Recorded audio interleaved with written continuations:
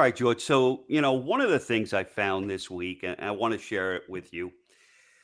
We were talking a little bit about Soros and how he invests in DAs. And so I uncovered quasi propaganda. Really, it's kind of hiding things.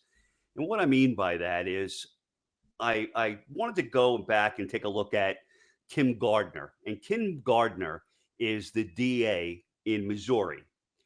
And she's a Soros DA. And she's been in place since 2016, right? And so when I went into Google and I Googled her, I mean, there was all these different articles about, what she's doing now and what she's doing in the future. So then I switched over to DuckDuckGo, put in Kim Gardner. The whole page, if not into page 2, was all about that she's under investigation and it's likely she's going to be prosecuted. And here's so again, propaganda, in a sense, in that they're hiding things, right? And why, but we won't go into that. But here's the backstory on her, just so that, It's propaganda, though. They're controlling the message. Yeah, they're controlling the message. It is propaganda. All right, good. It qualifies. I want to make sure that you would qualify it within the context of our propaganda war here. All right, so what she did was this: the former mayor, his name is Eric Greitens, right? I believe I'm pronouncing it correctly, and he gained national prominence back in 2017. And he did that because Antifa came to town during some protests, and he just shut them down.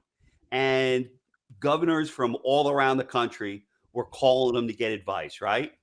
Obviously, not a good thing as far as George Soros is concerned. So, sure.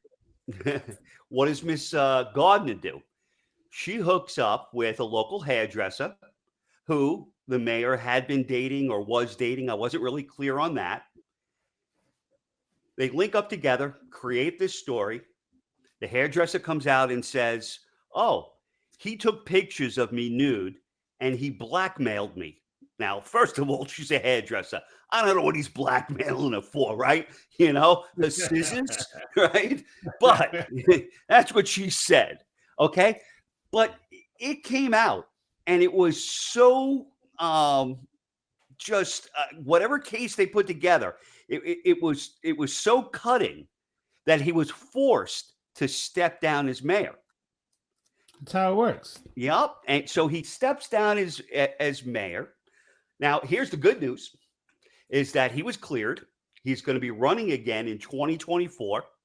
And the lead investigator on that case, who is an ex-FBI guy, he's already, he was found guilty on various felony charges. And the hairdresser, she was charged with perjury, which brings us back to Kim Gardner. And she's facing a current investigation for abuse of powers. And it's likely that she's going to be on the outs. And so all's well that ends well on this. But I found it interesting. They still got what they wanted, though. Temporarily. He's got to win another election. And that this is going to come up again, even though it's not, some super PAC will put out ads, talking about it, leaving out the fact that he was acquitted. And, that's just how the game is played. And you know what? I really don't know. I don't know anything. I don't know the dynamics in the state. From what I understand. It's nationwide, though. That's not like a state thing. They've been doing this since Anita Hill. Well, yeah. But I'm just saying, I think the voters are behind him. I think, and his deputy mayor that took over became very relaxed on the police department.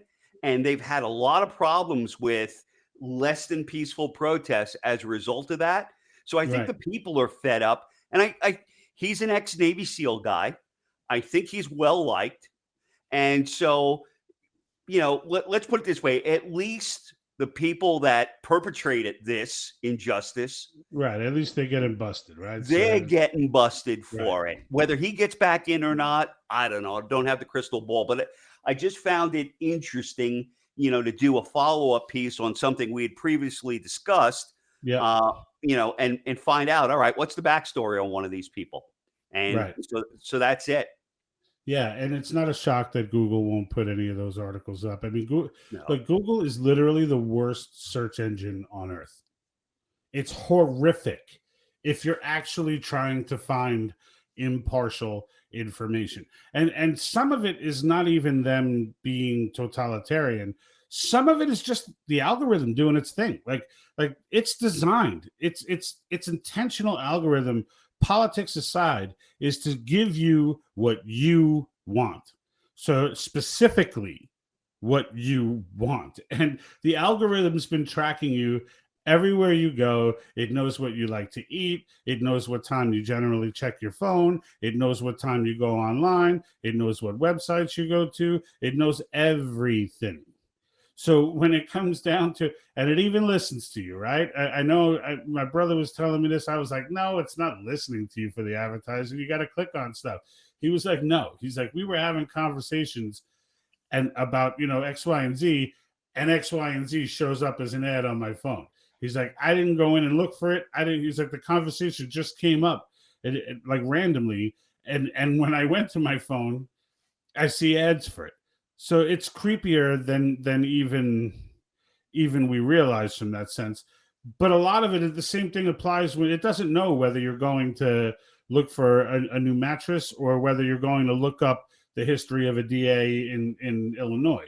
Like all it knows is you're the one looking. So and according to what it knows, well, you're a pretty left leaning person, let's say. So it's going to go ahead and now there's an element of it, right, where it gets tinkered with, right? So there's an element where the left leaning websites tend to fall to the top anyway, right? But some of it though, like if you're the person on the left, it's going to feed you everything that you like anything that it thinks that's going to agitate you. And I'm sure conservative media is a part of it. It's going to keep out of your inbox. It's going to keep out of your search. It's going to keep out of it. Even if you go in and specifically ask for stuff, it's not going to give it to you because it's going to flag that as something that you don't like. And that's the algorithm's not designed to do that. So, whereas DuckDuckGo is a true search engine. Right. Like all it does is just give you what you want. They're not advertising to you. They don't track you. Not only do they not track you, but they give a grade to every website you go to as to how much stuff they had to stop from that site trying to track you.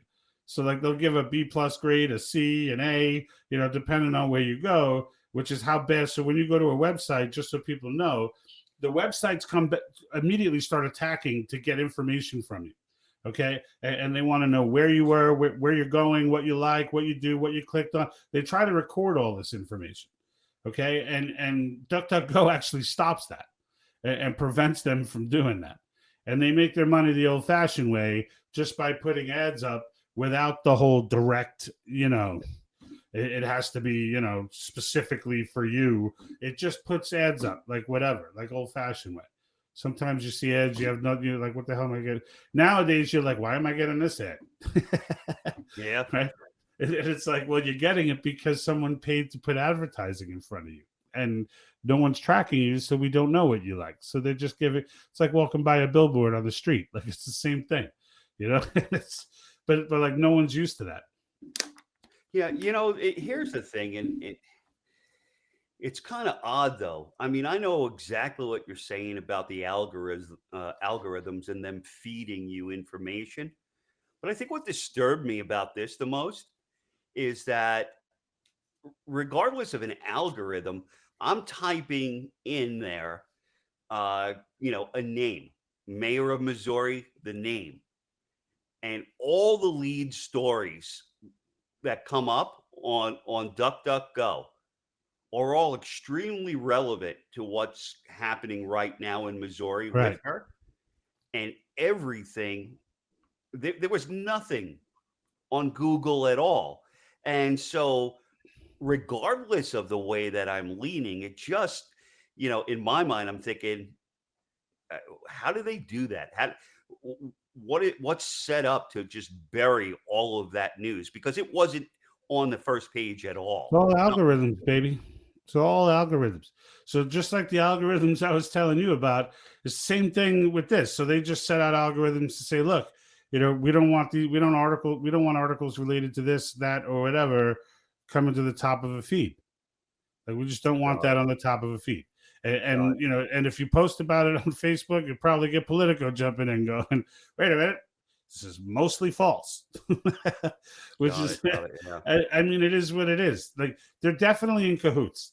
Okay, they're definitely in cahoots. It's clear to see. You don't need to get documentation and all this stuff. You can watch it, right? When you see events take place in real time, there's no way every social media site bans somebody at the same time.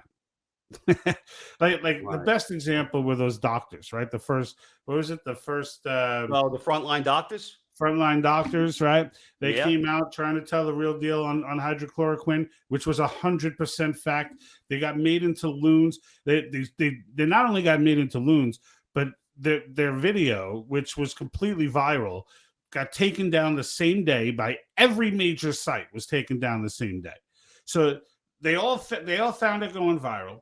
They all took it down at the same day, and then their site gets attacked. And people are going, I'm actually listening to people going, well, no, their site didn't get attacked. The DNS server was not. I'm like, stop it. I'm just like, shut up. Like it's just so ridiculous. How many more coincidences can we have? Yeah, and that's the thing. Like, how many coincidences can happen before it's just like, come on, seriously? Yeah. And of course, they took the site down for a day because they knew the video would be up on the site, and that gave them a day to collect themselves, get all their bullshit articles out there, and the next morning you wake up and they're talking about the Nigerian lady being a witch, and this one being crazy, and this one's crazy, and everybody's crazy, everybody's a loon, and then it's like, and what do? People immediately go to Google, start searching, and everything they find at the top of their feed is the wacky stories about the doctors. And now everybody thinks, it's the same thing with those other guys, those two doctors that came out saying this makes no sense. This makes no sense. They were explicitly detailing how they were being pressured to put COVID on death certificates, and they were saying, like, we were all asking, why are you pressuring me to put COVID on a death certificate, right? And clearly they're saying it's because no one would answer it, which means it's dubious. He's like, if no one will answer it, then clearly it's because they're trying to pad the numbers, and immediately those guys got taken down. Anybody and they came out and admitted. Like, Twitter came out and admitted, we're taking down anybody who disagrees with the WHO. Right. That's creepy, dude. That's super creepy. Especially since the WHO is clearly biased. They clearly will do what China wants. By China. They're funded by China. And that's something anybody can look up. So anybody that's listening that hears us saying that, WHO is funded by China. They're a mess. They're a mess of an organization. All right. So that brings me to the end of this little piece, but I wanted to share that with you. Just kind of, do a pulse check on one of Soros's mayors, see what they've been up to lately. And hopefully, she'll be behind bars. His DAs. Yeah. What did I say? Mayor. Oh, yeah. His DAs. Yeah. She'll be mayor next year. She'll be mayor next year in a different town. Case is done. As soon as she gets out of prison. As soon as she gets out of prison, she'll be back. Yeah. All right, sir. In Illinois, they'll vote for her. Yeah.